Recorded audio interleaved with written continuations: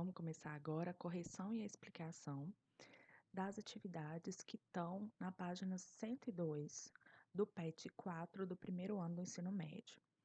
Antes das atividades, tem um texto, que é um texto grande, mas não grande o suficiente para explicar todo o conteúdo, e que trata do primeiro reinado. Na verdade, as atividades são um estudo de texto, e todas as respostas a gente vai encontrar no próprio texto. Então, começando, a questão 1 está perguntando quais as principais características do primeiro reinado. A resposta já está no segundo parágrafo. O período monárquico é caracterizado por rupturas lentas e graduais, buscando a conciliação sem radicalizações. Nas políticas sociais e culturais, observamos vários elementos de continuidade. A resposta fica muito parecida. Período monárquico, caracterizado por rupturas lentas e graduais, buscando a conciliação, sem radicalizações, nas políticas sociais e culturais, vários elementos de continuidade. A questão número 2, que já está na página 103, já pergunta o que foi outorgado em 1824 e qual era o principal objetivo do documento constitucional. Bom, a resposta está no quarto parágrafo, explicando que Dom Pedro I elabora a primeira Constituição, que o objetivo era manter a ordem, a hierarquia social, a política sem liberdades, além de conservar a propriedade, a unidade, o tráfico de escravos, a escravidão, o distanciamento da participação política dos excluídos da sociedade. Bom, a resposta então fica: primeiro, o que foi outorgado? A primeira Constituição foi outorgada em 1824. Seu principal objetivo era manter a ordem, a hierarquia social, política sem liberdade, além de conservar a propriedade, a unidade territorial, o tráfico de escravos, a escravidão e o distanciamento político dos excluídos. A número 3 está assim: o que as elites disputavam? A resposta está no sexto parágrafo. As elites brasileiras disputavam a descentralização do poder político no país, enquanto Dom Pedro I e as elites portuguesas buscavam a centralização política, fato que levou ao fechamento da Assembleia Constituinte e à outorga da primeira Constituição. Então, as elites disputavam a descentralização do poder. A número 4, o que levou ao fechamento da Assembleia Constituinte, a gente recebe a resposta no mesmo sexto parágrafo. As disputas de poder entre Dom Pedro I e as elites que faziam parte da Assembleia Constituinte. A número 5, que levou o imperador Dom Pedro I a abdicar do trono. Está no nono parágrafo. O aumento das tensões políticas, o agravamento da crise financeira do Brasil, a derrota na Guerra da Cisplatina, a criação da República Oriental do Uruguai e a questão sucessória com a morte de Dom João VI foram os motivos que levaram Dom Pedro a abdicar do trono.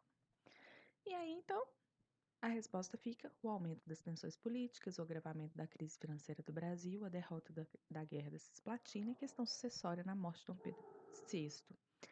Mas só as respostas não te dão nenhuma dimensão do que foi o primeiro reinado, que é o objetivo da primeira semana do ensino médio, do primeiro ano do ensino médio.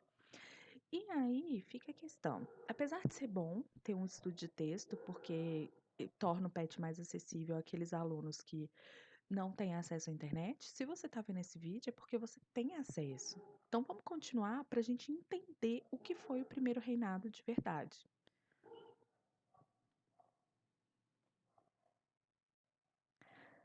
Então, agora, para entender as nossas respostas e entender o primeiro reinado, a gente vai pegar cada uma das respostas e percebê-las com mais calma. A primeira resposta foi: período monárquico é caracterizado por rupturas lentas e graduais, buscando a conciliação sem radicalizações. Bom, primeira coisa, o que foi o período monárquico? O período monárquico começa com a independência do Brasil, no dia 7 de setembro de 1822, que virou um feriado, graças a Deus. Mas esse não foi um evento que aconteceu em um dia. Ele tem um contexto. Há um contexto anterior. E nesse contexto anterior, quem está na frente é Portugal. Por quê? Começa com a chegada da família real no Brasil em 1808. A família real vem para o Brasil numa tentativa bem-sucedida de se salvar de Napoleão, que estava invadindo Portugal. E se invadisse, encontrasse o rei Dom João VI, que na época era regente, mas se ele encontrasse a rainha, Dona Maria I, e o príncipe regente, ele iria matar a família real. Então eles vêm para o Brasil e ao chegar no Brasil, o Dom João, que passa a se estabelecer no Brasil, ele precisa receber não só os produtos, mas precisa receber também toda a documentação do seu império, que era um império vasto, e também ele tinha um acordo com os ingleses para que o comércio do Brasil fosse aberto. Como assim o comércio não era aberto? Não, o Brasil era uma colônia e o Brasil só comercializava com Portugal. Os produtos daqui eles passavam por Portugal e todos os outros produtos passavam por Portugal para chegar aqui. Então os nossos portos eles eram fechados às outras nações amigas. E com a chegada de Dom João é preciso que se abra o comércio. Bom, abrindo o comércio, a primeira trava de liberdade é quebrada. Bom, Dom João vem para o Brasil, abre os portos e ele fica aqui. Ao ficar no Brasil, Dom João acaba criando um ambiente em que a elite brasileira, aqueles que eram bem ricos, se aproximam de Dom João. E essa elite se aproxima de Dom João, a elite começa a gostar dessa ideia de ter um rei e começa a pensar e a refletir da importância de se ter um reino próprio. A elite começa a ter benefícios, que eram benefícios, privilégios de dinheiro, de posição. Bom, essas imagens que estão aí em desenhos são de uma obra de Lilia Schwartz, Dom João Carioca que chama. Eu vou colocar um linkzinho, se vocês quiserem ver, tem ela em livro e tem também ela animada. É muito legal. Fala sobre o período de Dom João no Brasil. E aí, o que acontece depois? Uma hora, Dom João tem que ir embora, que é em 1820, quando começa uma revolução, que é a Revolução do Porto, em Portugal. E Dom João precisa ir embora, porque ele estava sendo questionado lá. Dom João vai embora, mas ele deixa o príncipe Dom Pedro como regente e a sua esposa, Maria Leopoldina, como regentes do Brasil. Ao sair, há a anedota de que Dom João fala: Pedro, se o Brasil se separar, antes seja para ti, que me has de respeitar, do que para algum desses aventureiros. A independência, então, dá origem ao período monárquico, que é dividido em três fases, três partes. A primeira parte é pequenininha, de 1822 a 1831, que é o primeiro reinado. A segunda parte é regência e a terceira o segundo reinado. Bom, a independência fica famosa nesse quadro, que é o Independência ou Morte de Pedro Américo, que foi feito em 1888. Esse quadro ele foi encomendado. Dom Pedro II encomenda um quadro que tenha como centro o seu pai, que está ali, ó, destacado. E vocês podem observar que tudo na cena gira em torno desse Dom Pedro. É importante perceber que essa imagem também nos dá a ideia do que foi a independência, uma ideia muito clara. Bom, a independência pretende manter os interesses dos grupos que apoiavam Dom Pedro. Que grupos são esses? A elite, que aparece ali bem ao lado de Dom Pedro, o exército, que aparece ao seu redor, e na verdade, a independência, então, ela não representa uma mudança, não representa a colocação de um grupo no poder, a retirada de um grupo e colocado de outro, mas não, é uma continuidade. O Brasil se tornava independente, mas ele tinha um rei que era português e que era herdeiro do trono de Portugal, que um dia então iria vir a ser o rei de Portugal. E o povo? O povo está aqui no cantinho, ó, representado por um homem com um carro de boi e que ele apenas observa a cena. E é assim a independência do Brasil. A elite e o exército se colocam ao lado de Dom Pedro, embora esse exército não é o que a gente pensa hoje, mas é uma guarda de Dom Pedro, e o povo apenas observa. Por isso que Na primeira questão, a gente colocou que, na verdade, o período monárquico tem rupturas muito lentas, não poucas mudanças. E o que acontece são vários elementos de continuidade. Como assim? Que elementos? Continua sendo uma monarquia, a elite continua no poder, o nosso rei continua sendo português. E o povo continua completamente alheio, completamente separado das decisões políticas. Bom, mas feita a independência, é preciso pensar na Constituição. Todo país tem que ter leis.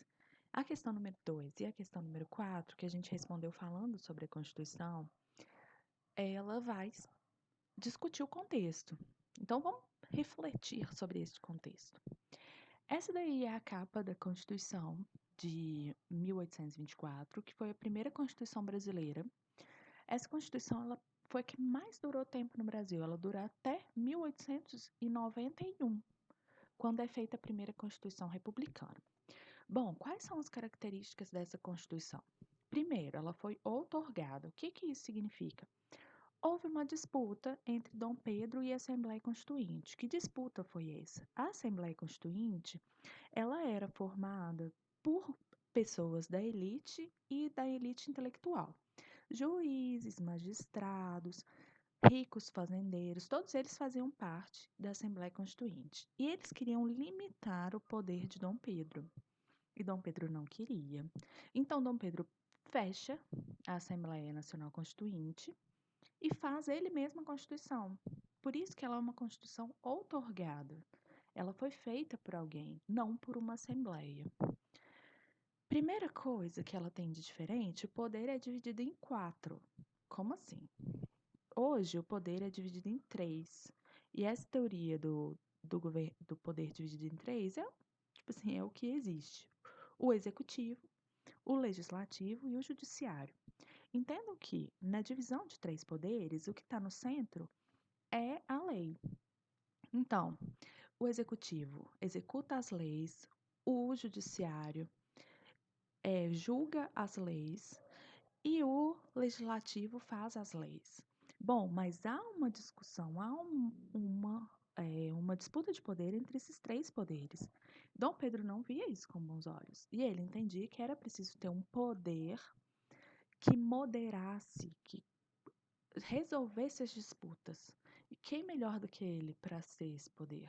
Então, a Constituição de 1824 determinava que deveria ter um poder moderador, e esse poder moderador ele era exclusivo do imperador. Não tendo a figura do imperador, não havia poder moderador. E isso é bem importante. Aí tem até uma anedota discutindo, né, o poder de Dom Pedro. E aí tem uma charge bonitinha, ó. A repórter pergunta: Constituição para todos, majestade? Aí eles, quase todos. Eu estou acima dela. Como Dom Pedro tinha um poder moderador, ele tinha um poder para modificar qualquer um dos outros poderes. Dentro da Constituição tem mecanismos que demonstram por que o poder do Dom Pedro era maior. Não vou entrar nisso agora porque é muito detalhe. Colocava o catolicismo como religião oficial, e aí isso é bastante importante, porque deixava de lado, principalmente, as religiões afrodescendentes, que eram as religiões que vinham dos povos que foram obrigados a vir para o Brasil, e como limitar a participação política. A melhor forma de limitar a participação política é o direito ao voto. Então, se limita o direito ao voto, limita a participação política. Olha, o voto ele só é universal no Brasil a partir de 1988. Então, se hoje a gente pensa que foi simples, não foi. Foi todo um caminho de idas e vindas, até a gente chegar hoje que o jovem que está vendo esse vídeo pode votar. Isso é extremamente importante. A primeira e a grande limitação da Constituição de 1824 é o direito ao voto, porque só poderia votar. E esse voto, essa gradação vai aumentando até aquele que fosse candidato a senador teria que ter uma renda de R$ 400 mil, mas o mais leve Só podia votar homens livres. Então, mulheres, ó, estão fora. Escravo tá fora. Maiores de 25 anos, mas ainda tem um grande número, porque aí não limitou ainda os ex-escravos. Então, como limitar que esses ex-escravos não participassem do poder? Tivesse uma renda anual de mais de 100 mil réis. Uma renda anual de mais de 100 mil réis era muito alto. Isso significa, então, que só homens brancos maiores de 25 anos e muito ricos pudessem votar. Bom, a questão número 5 já vai tratar de todo o contexto que leva à abdicação de Dom Pedro e logo ao fim do primeiro reinado. Primeiro, há uma crise financeira no Brasil. O Brasil está sempre em crise, mas enfim. Essa crise ela é piorada quando o Brasil tem que pagar uma indenização para Portugal diante da independência. Então, isso já era um problema. O Brasil já não estava bem. Segundo, o Brasil entra numa disputa por essa região que está em amarelinho aí, que é chamada de região da Cisplatina, que envolve o Uruguai. E envolve também uma estratégia política e econômica para a época, principalmente, muito importante, porque essa região é o estuário da Prata, é onde o Rio da Prata escoa, onde deságua a bacia do Paraná e onde toda a produção da Argentina e do Uruguai se direcionava. É onde o Oceano Atlântico e o Rio se encontram e os produtos eram levados. Essa região foi anexada ao Brasil por Dom João VI quando ele já estava no Brasil. Então tinha pouco tempo que essa região era uma região do Brasil, embora tenha tido disputas dessa região há muito tempo. A guerra, então, ela se desenvolve quando os, ah, os habitantes da província não aceitam muito bem o tom autoritário da Constituição de 1824. E aí eles se sublevam. O que acontece? Então, o Brasil ataca pelo mar e acaba estrangulando o comércio do Uruguai e da Argentina, porque esses países ficam sem ter como escoar a sua produção. Por outro lado, por terra, as tropas brasileiras vão perdendo para as tropas argentinas e também por parte dos uruguaios. No final das contas, é preciso que a Inglaterra entre no meio da guerra e o Brasil acaba ficando sem essa província e o Uruguai é proclamado independente, né? Dentro do Brasil, essa guerra era vista como extremamente necessária, como para aumentar os impostos. E aí a popularidade do Dom Pedro, que já não era assim muito boa, ela cai mais ainda. Então, a Guerra da Cisplatina foi um motivo para agravar o descontentamento com Dom Pedro, que já era grande.